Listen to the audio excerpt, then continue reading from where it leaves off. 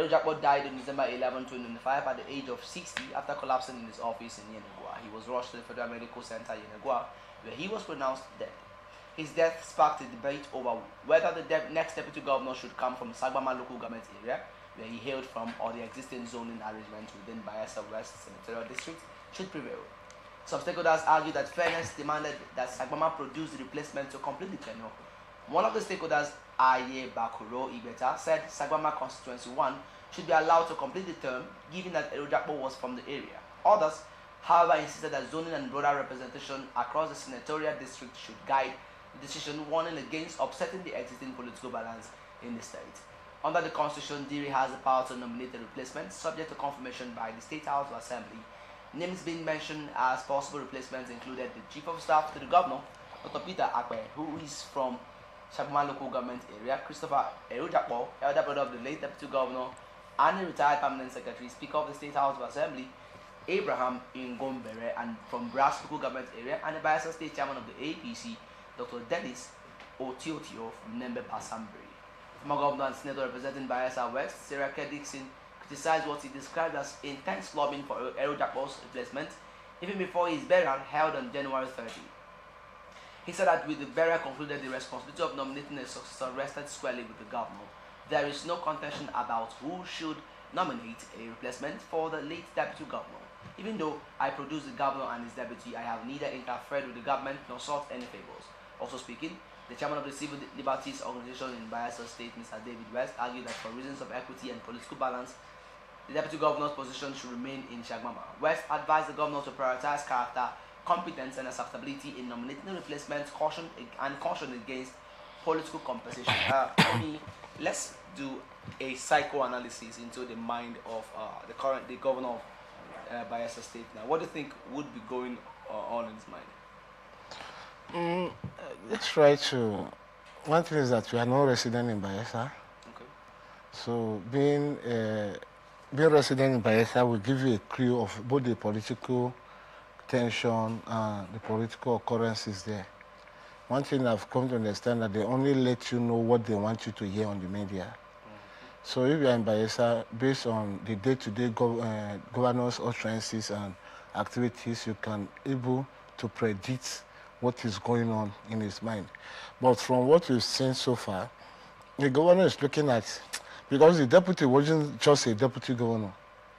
The deputy was someone who has understanding of the political landscape of Bayelsa and understands the need of the indigenes of Bayelsa.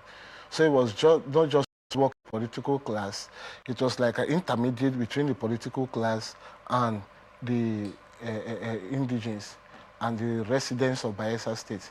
And that's why his demise is a great loss to the entire Bayelsa State, not just the political class. So the governor might be thinking of who can I use to fit into this vacuum created by the deputy. You know how adamant the deputy was, even while the governor defected. He refused to defect with him. He stood his ground, and that's to tell you he was someone who has the way. And on the day he died, he has been working since morning without resting. So he understood the nature of his job. He knew his onions, and he was ready to eat his share. Though he's bereaved now, he's demised now. So let his soul rest in perfect peace, if there's anything like perfect peace over there. Okay, so before you continue, why to nominating a successor for such a position as this hasn't, I don't know, from little I know, hasn't had this much clamor around it? Why do you think this one seems to be like the national cake everybody wants to buy it out of? Definitely, you know, being the deputy governor of Bayelsa State, you are the second daddy's boy of Bayelsa State. And Bayelsa is rich. And one thing about politicians is that before they consider you, they first of all consider themselves. So the lobbying, the clamoring, and everything that is happening, number one, everybody has interest. And there is this interest of, if you are a deputy governor, you have the leverage of aspiring for any position you want to aspire for in the forthcoming election. Okay. So you cannot take that away from whatever is happening. So I think this form part of what is making everybody to run after becoming the deputy governor of Bayelsa State. But Election is just by the corner. But there, one of the stakeholders clamored for, while advising the governor, stated that competence, stated some features that should be looked at for while choosing. Now, and then we have his brother, who was a former, who occupied a political position before, and some dignitaries mentioned clamoring for the same position. What would you suggest should be the standout feature while selecting? Like what we've seen in Nigerian political landscape and political space is that if someone is gone, they use that same position to compensate the family and where the person comes from. It has been happening. So definitely, I will be of the opinion that the thing should just remain within the Sabama FGA. We have his brother. If his brother is competent, his brother is a retired permanent secretary, meaning that he has the expertise, the experience, and the technical know-how of how system runs. So there's nothing that that is standing on his way. But the responsibility of choosing who becomes your deputy at this point solely rests on the governor. So it's the governor's responsibility to see who he can work with, who can rapport with him, who can hear him when he says let's move, who can stand firmly with him, because the challenge of 2027 is coming. The governor needs to deliver whoever he believes in so that him too can produce whoever he believes in. So for you to do that, you need to get someone who will go with you, because two cannot work together except they agree. So you need someone who will agree with him, who will be on the same political line and be on the same political wavelength with him. So those are the things you look at. When you talk about competence and in Nigerian political political space, I don't think that we look at anything about competence in our landscape. Nigeria does not consider competence. But there are exceptional cases. Let's give the exceptional. What makes it to be exceptional? Let's give the instances. This is like a very sensitive position, and it's been replaced. Unlike it was very replaced. Now, the man Saraki Dixon said something that he chose them. Yeah, he nominated them. Even if he nominated, he chose them. What happened? He chose them. He brought them out. He nominated both the governor and the deputy. Were there no other candidates who were better than them? To the point that the governor has to come back from Senate. He was already a senator. He was already on the floor of the House. He resigned, came back to contest because there was a godfather who believed in him. You can stand in for me. So he brought him. The deputy governor was the direct boy of the ex-governor of Bayelsa State. He brought him in. So we don't look at competence. What we look at is what we call loyalty. That's what happened in our political landscape. It's not a place where you take someone who can look into your eyes and see the mud that is there and tell you that there is something in your eyes. Look at someone that, even if your clothes is in the mud, can definitely look at you and say, yes, sir. Even if there's something wrong. Are you positing that most of the that's what templates is not? That is, we don't have a good political leadership template. So when they are shouting of competence now, how? Okay, is it because the person that was there was doing his best? So the whole thing sounds somehow. Let them just look at it, but I prefer it should remain in Sabama local government area. Okay. Whether the chief of staff or the brother to the bereaved or brother to the deceased is better. All right, Mr. Lebari, thank you for your opinion on that story.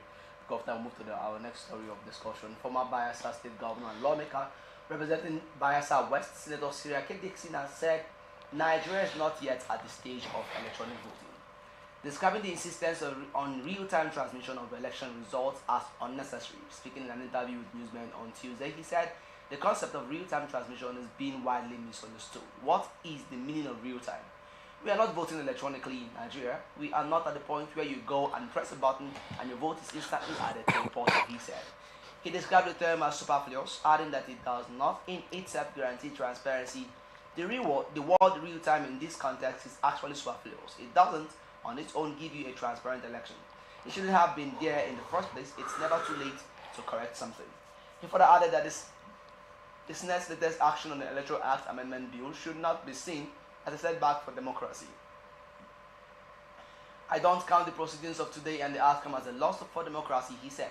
His comments come in the wake of the Senate's emergency plenary, which reset Clause 60, Paragraph 3 of the bill following public outrage. The upper chamber approved the transmission of results to the Independent National Electoral Commission's result viewing portal, IREF, while retaining manual collection as a backup in cases of network failure. However, the Senate stopped short of making electronic transmission compulsory and rejected the inclusion of real-time upload of results. Critics have argued that the absence of an explicit real-time transmission requirement leaves room for manipulation. Dixon, however, clarified that he was speaking in his personal capacity. I'm not here as spokesman of the Senate. I'm here to give my views as someone who has been deeply involved in all these processes as a ranking member of this committee and as someone who participated in the proceedings of today, he said. He explained that deliberations on electronic transmission had lasted nearly 2 years, involving consultations and engagements with INEC. This has been going on for about 2 years or so, different workshops, conferences at the Senate committee, joint committees, and also interactions with INEC, he said. The senator disclosed that he was absent when the Senate earlier took the controversial decision due to bereavement, tracing resistance to electronic transmission to long-standing political divisions. Dixon said, this issue of electronic transmission is always problematic. Even in the 9th Senate, when we tried to introduce electronic transfer, there was stiff opposition. Somehow, the party in power has always been very resistant to these notions. According to him, the Senate Committee and the House of Representatives had initially reached unanimous agreement on protecting IREF before the matter was ordered on the Senate floor. Dixon said he confronted Senate leadership upon his return and was assured that a compromise would be found, although he expressed reservations about the proviso allowing manual collection in cases of network failure. Dixon said compromise was necessary. He also raised concerns about other provisions, particularly the proposal to compel all parties to adopt direct primaries.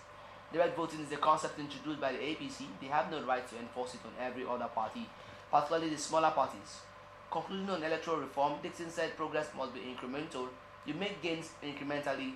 It's not always your way or the highway. We have made electronic transfer mandatory, and that is progress. Let's start from his last statement. You make progress incrementally. Definitely. There was something I said here last week. I said every politician will try to look at that thing that we affect is being returned. Showore said something, and I said it earlier on last week.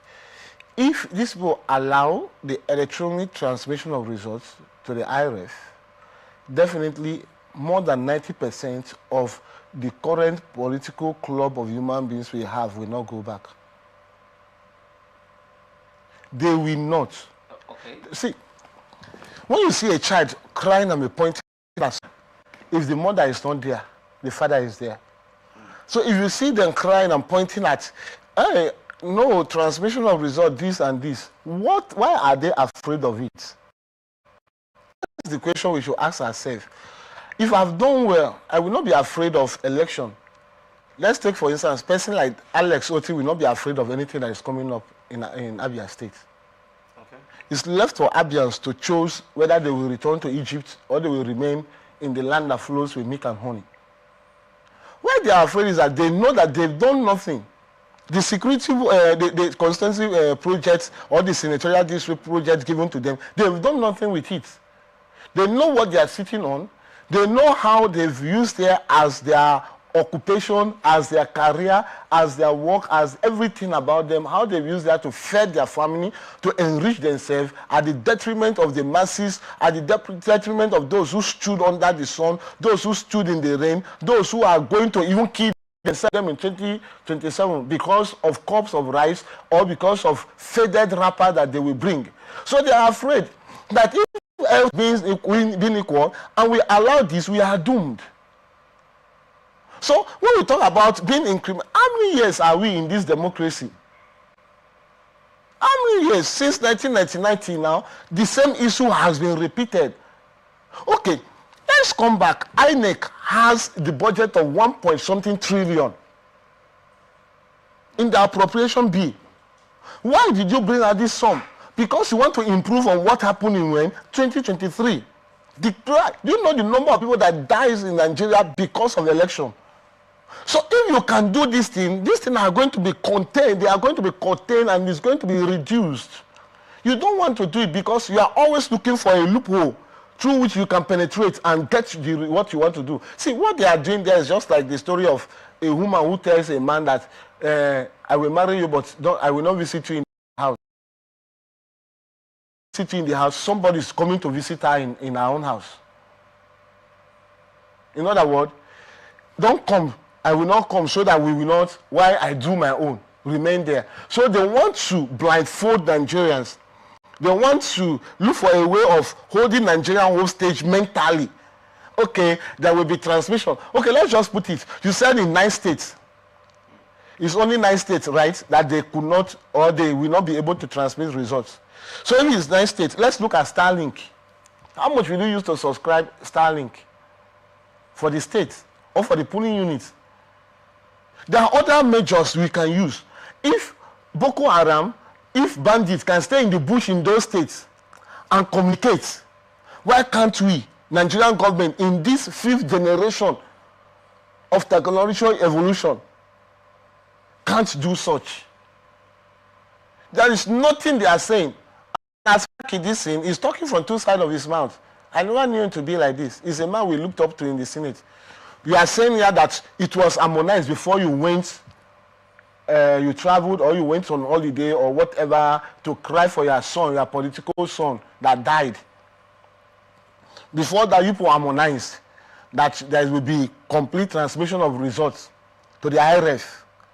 Now you are coming back to tell us that we are not right, we are not due for it, we are not ripe for such actions. You know, they said they will use both electronic and... No! Why will you? See, if we've agreed, the joint committee agreed, and that was why reps, the House committee, like the House of Reps committee, assented it. They agreed to it before the Senate started deliberating on it.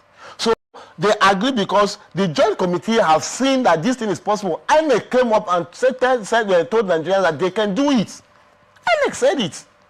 They are ready. They can transmit results. They have the apparatus. They have the facility that can do this. The issue is that there is something they are afraid of. Let's not forget that these people into the office. They were elected. Were they elected? Were they elected? Were they elected or they were rigged into the office? Irrespective of how we try to see it, whatever decision they take, to an extent, will be to the benefit of the people they are representing. No. See, let me ask you a question. If you said to the benefit, when last did they call for public opinion and you have the chance of airing your opinion on public opinion in Nigeria about a bill that they want to pass into law? Have you gotten the privilege? Representatives most of the time. Who are the representatives? By right. If there's public opinion, even though they are representatives, there should be a way that you, your own, should be able to submit something. Who are the people they invite? We are in a place where our leaders are not accountable to the people who elected them. Because nobody elected them. It was the result they wrote. We know what transpired in Rivers State in 2023. We know what transpired in Rivers State in 1999. What do you mean by the result they wrote? The result they wrote. The one that was flying everywhere when result listing was mutilated. And it was still called that it was so party that won. Are you insinuating? I'm not insinuating. It was all over the media. Okay. At that point, I would love to counter you there. Understand that people cast their votes. This things ghosts did not cast the votes. The last election and irrespective of probably we alleging that there were some discrepancies in the results that were you understand that people cast the vote. So what was counted was what should be a reflection. What was counted? Haven't you aware that what was counted at the polling unit is different from what was called at the collation center? That may not be in all polling units. Mr. Michael, let's be realistic. I know, but this is Nigeria for us. Whether I have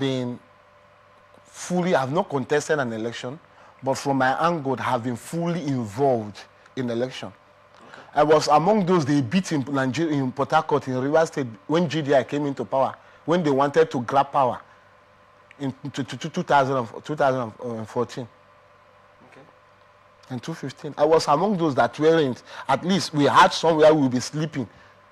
Now when it's time for meeting, what they will do, what they use in calling us is the flashing of lights. Okay. So at least I can say some things about what transpired in this process. In that process. In this process of election, it's still before us. That process. Let me not use that. This process. The landscapes are too different. No, there is no difference among. See, you cannot tell me that you want to cook with the red oil. You want to cook with the red oil, and at the end you still tell me that that soup you've added red oil is white soup. Okay. You can't tell me that we are going to transmit results electronically, but we still transmit it manually, and there will be manual. Listen, Nigeria as of this point, we are not even crying for electronic voting. You know what electronic voting is? As I vote, I can print out who I voted for. We are not even crying for that. What we are crying for is that, please, the beavers or whatever you call it, there shouldn't be glitches on election day. Okay. I also come to that also. No, we don't need it. What we need now is that if this election is to be conducted, you can work on this. We have good technological gurus, people who are good in technology that can supply what we need for a smooth running of our electionary process. In Nigeria now, is it not the French government that is collecting our tax?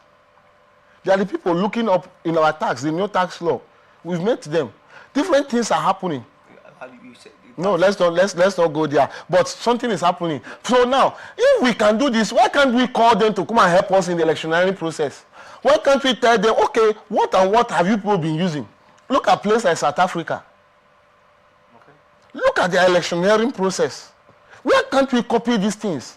Why is that whenever it comes to Nigeria, there must always be a loophole to suit political, personal gain?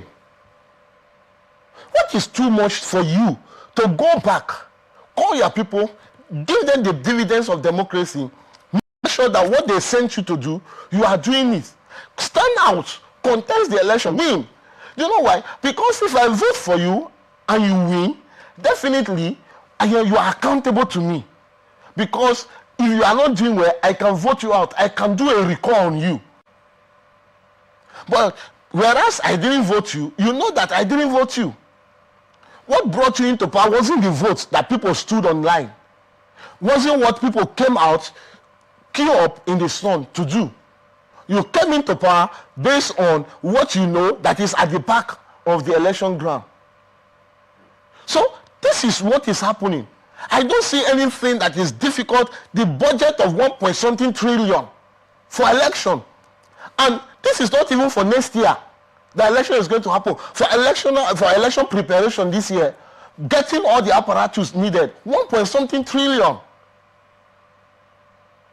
And we are still giving excuses about transmission of results.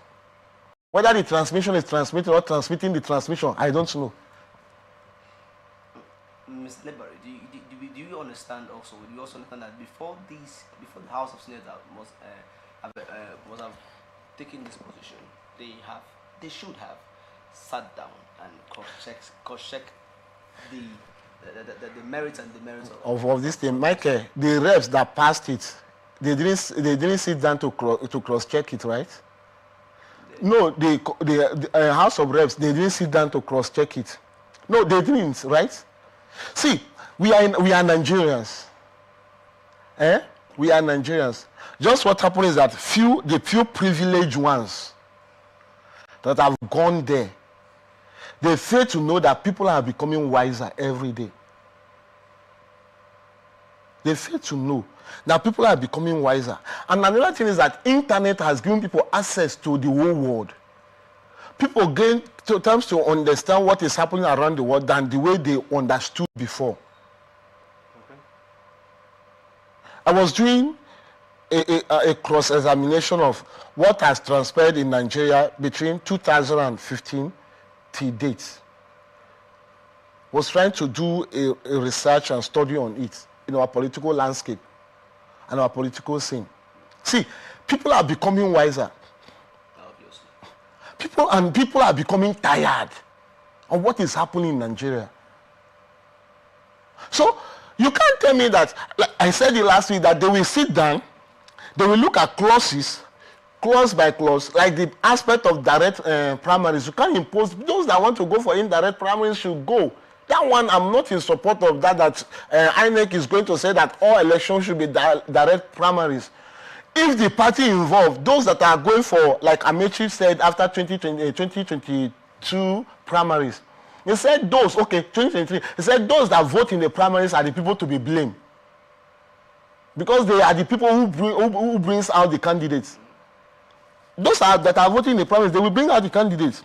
But you should do that when this party has brought out a candidate, this other party brought out, meeting on the election ground, there should be a level playing field for everyone. Wherein he who has the people in the hearts, he who thinks about the people in the mind, he who has something to offer to the people, he who has seen the plight of the people and has the solution to what the people are going through, should win.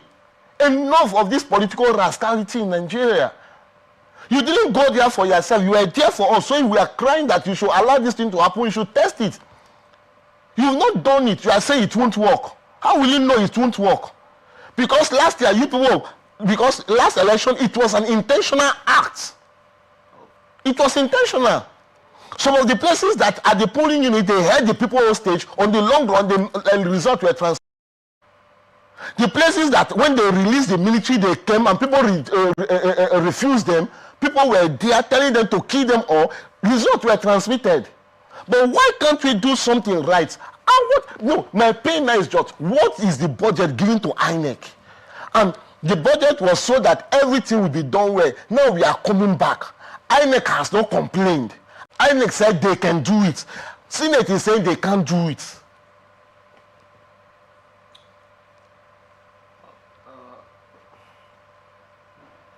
Mr. Limari, I think I'll hold your thoughts on that as we move to the next story because of time.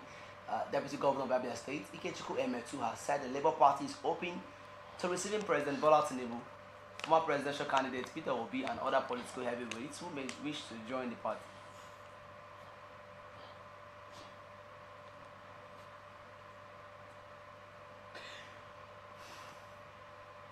As a six-story position itself under new leadership, Emetu, who chairs the Labour Party's National Steering Committee on Membership, Revalidation and E-registration, gave the assurance on Monday during the presentation of a progress report and the former handover to the Nenadi Usman-led National Caretaker Committee. He was responding to questions on whether Obi would be allowed to return to the party should he fail to secure the presidential ticket of his new platform. The African Democratic Congress, the deputy governor said the Labour Party runs an open, transparent and inclusive system, insisting that no individual is barred from joining the party regardless of political standing or affiliation.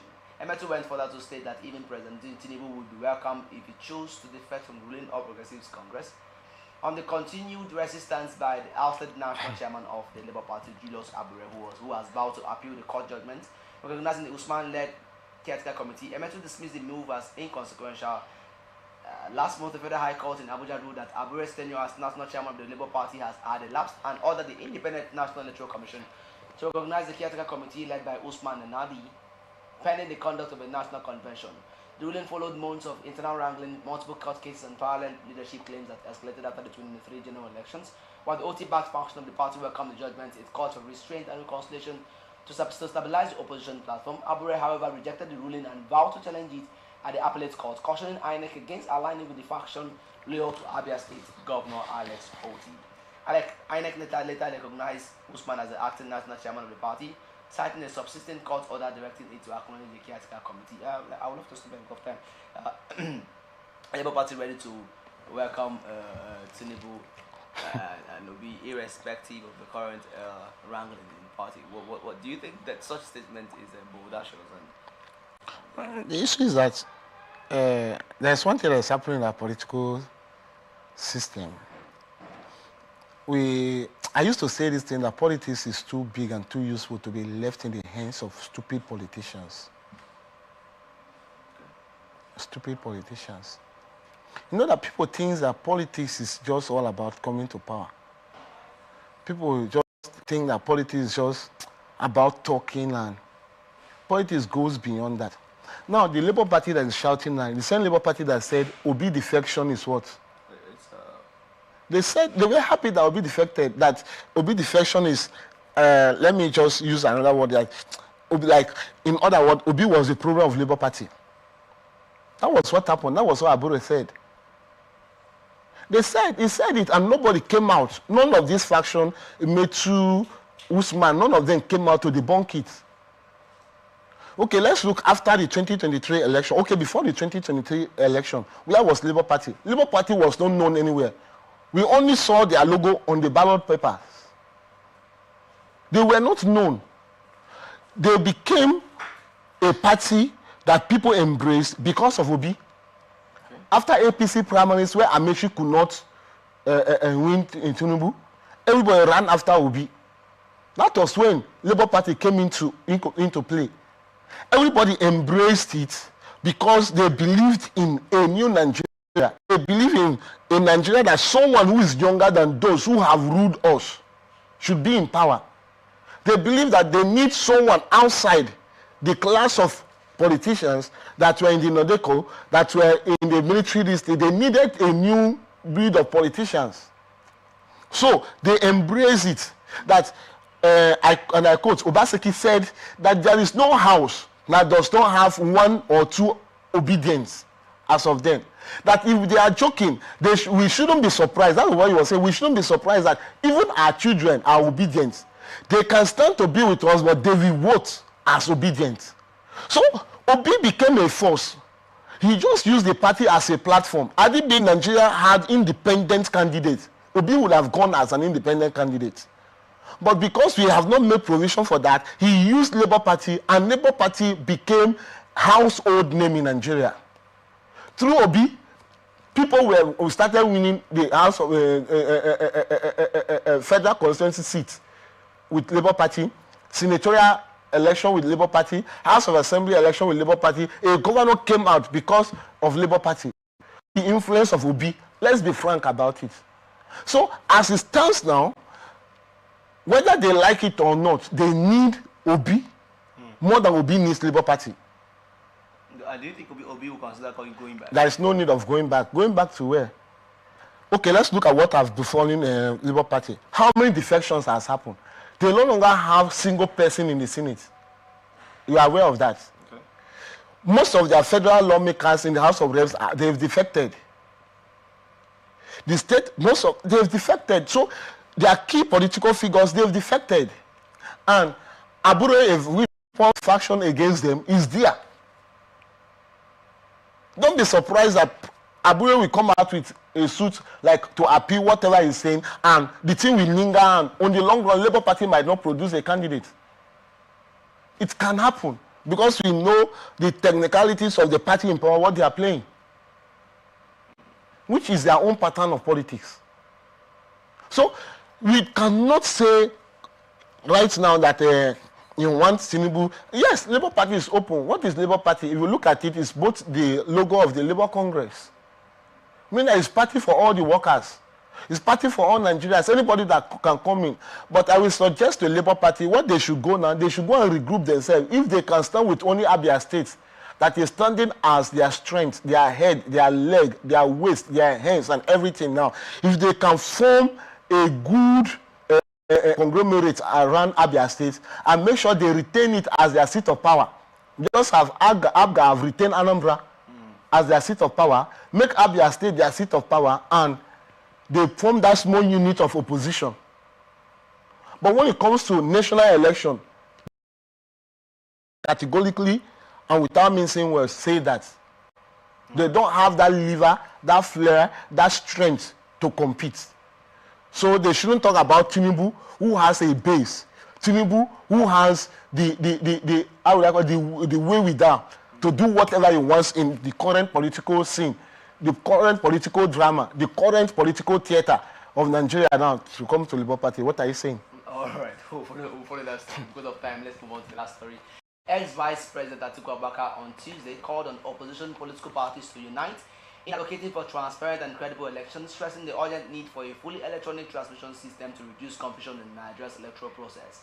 At the press briefing in Minna, Niger State, following a closed-door meeting with former military President General Ibrahim Babangida, Atiku said the current mixture of electronic and manual transmission could create challenges for voters and electoral officials. He described the Senate's recent adoption of the amended clause 60 paragraph 3 of the Electoral Act, which allows electronic transmission of the results while keeping manual collation as a backup, as a compromise that falls short of full transparency.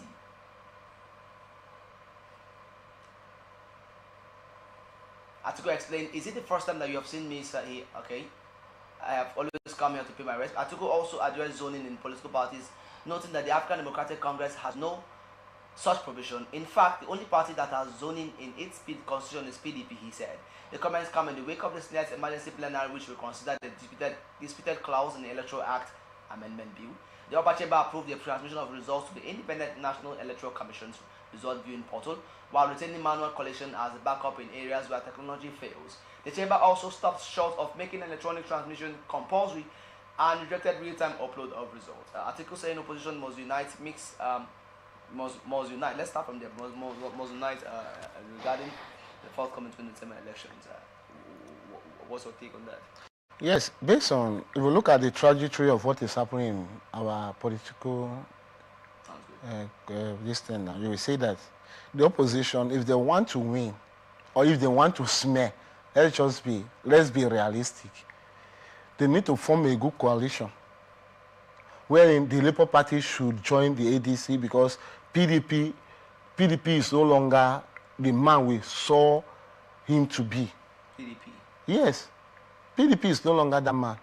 Okay. After the 2023 election, he has been, let me not use the word castrated or what, but he could not perform the as he do perform.